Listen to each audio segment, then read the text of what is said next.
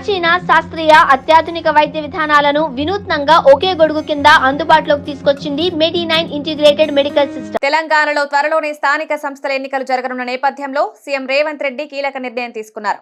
హైదరాబాద్లోని ఎంసీహెచ్ఆర్డీలో జరిగిన సీఎల్పీ సమావేశంలో సీఎం రేవంత్ రెడ్డి ఎమ్మెల్యేలకు దిశానిర్దేశం చేశారు. రాబోయే స్థానిక సంస్థల ఎన్నికల్లో కాంగ్రెస్ పార్టీ తన ప్రభావాన్ని నిలబెట్టుకోవాలని, ప్రతి స్థాయిలో విజయాన్ని సాధించాలని ఎమ్మెల్యేలకు స్పష్టంగా చేశారు. స్థానిక సంస్థల ఎన్నికల్లో గెలుపు కోసం పార్టీ బలోపేతానికి అవసరమైన చర్యలు తీసుకోవాలని సూచించారు. ఇందుకోసం ఎమ్మెల్యేలు పూర్తి స్థాయిలో పనిచేయాలన్నారు.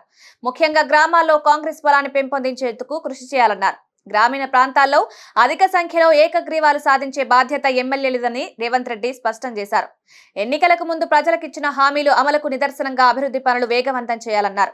గ్రామాల్లో సీసీ రోడ్ల నిర్మాణం, ఆలయాల అభివృద్ధి, వివిధ నిర్మాణాలకు అనుమతులు మంజూరు చేయడం, నిధుల కేటాయింపు కోసం తక్షణమే సంబంధిత మంత్రులను కలవాలని ఎమ్మెల్యేలకు సూచించారు.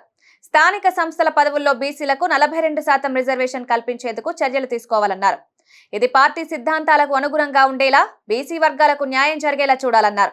బీసీ నాయకత్వాన్ని ముందుకు తీసుకురావడానికి, అధికారంలో మద్దతుగా నిలిచేందుకు కాంగ్రెస్ పార్టీ కట్టుబడి ఉంటుందన్నారు.